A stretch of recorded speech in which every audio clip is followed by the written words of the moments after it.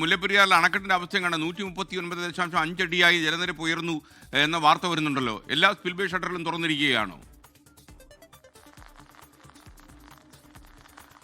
SKN 13 spillway ഷട്ടറുകളും തുറന്നിരിക്കുകയാണ്. 10,000-ഓളം ഖനിയടി വെള്ളം പെരിയാറിലേക്ക് ഒഴുക്കുന്നുണ്ട് ഈ ഘട്ടത്തിൽ എന്നുള്ളതാണ് ഏറ്റവും പ്രധാനമായും പറയേണ്ടത്. പെരിയാറിന്റെ തീരത്ത് താമസിക്കുന്ന ആദ്യഘട്ടങ്ങളിലൊക്കെ വെള്ളം കയറുന്ന വീടുകളൊക്കെ ഉണ്ട്. അതിലൊക്കെ വെള്ളം കയറാൻ പാകത്തിന് ഇങ്ങനെ തട്ടി നിൽക്കുന്നു.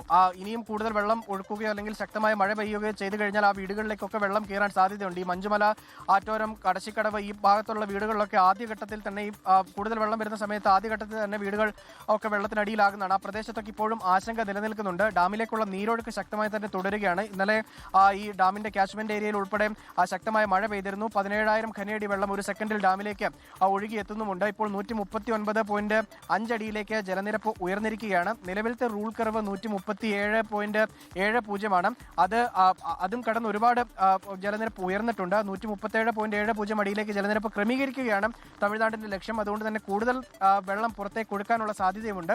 പരമാവധി സംഭരണശേഷി 142 അടിയാണ്. അതിന് മുകളിലേക്ക് ഒരു കാരണവശാലും പോകാനും കഴിയത്തുമില്ല. ഈ ഒരു ഘട്ടത്തിൽ കൂടുതൽ മഴ പെയ്യുകയോ ഡാമിലേക്ക് കൂടുതൽ ജലം ഒഴുകി എത്തുകയോ ചെയ്തു കഴിഞ്ഞാൽ വലിയ തരത്തിലുള്ള ആശങ്ക സ്വാഭാവികമായിട്ടും ഉണ്ടാകും. എന്തായാലും ജില്ലാ ഭരണകൂടം എല്ലാ തരത്തിലുള്ള ക്രമീകരണങ്ങളും പൂർത്തിയാക്കിയിട്ടുണ്ട്, ഒരുക്കിയിട്ടുണ്ട് എന്നുള്ളതാണ് അറിയിക്കുകയും ചെയ്തിട്ടുള്ളത്. നിലവിൽ ക്യാമ്പുകളിലേക്കൊന്നും ആളുകളെ മാറ്റി തുടങ്ങിയിട്ടില്ല. അത്തരത്തിലുള്ള സജ്ജീകരണങ്ങളും ഒരുക്കിയിട്ടുണ്ട് എന്നുള്ളതാണ് ജില്ലാ ഭരണകൂടം പറയുന്നത്. അതിനിടയിൽ രാഹുൽ വിജയനാണ് വിവരങ്ങൾ നൽകിയത്. ഇടുക്കിയിൽ ഇന്നലെ രാത്രി പെയ്ത മഴയിൽ ഒരുപാട് നാശനഷ്ടം ഉണ്ടായി. കുമളി പത്തുമുറി റൂട്ടിൽ മണ്ണിടിച്ചിലും ഉണ്ടായിട്ടുണ്ട്.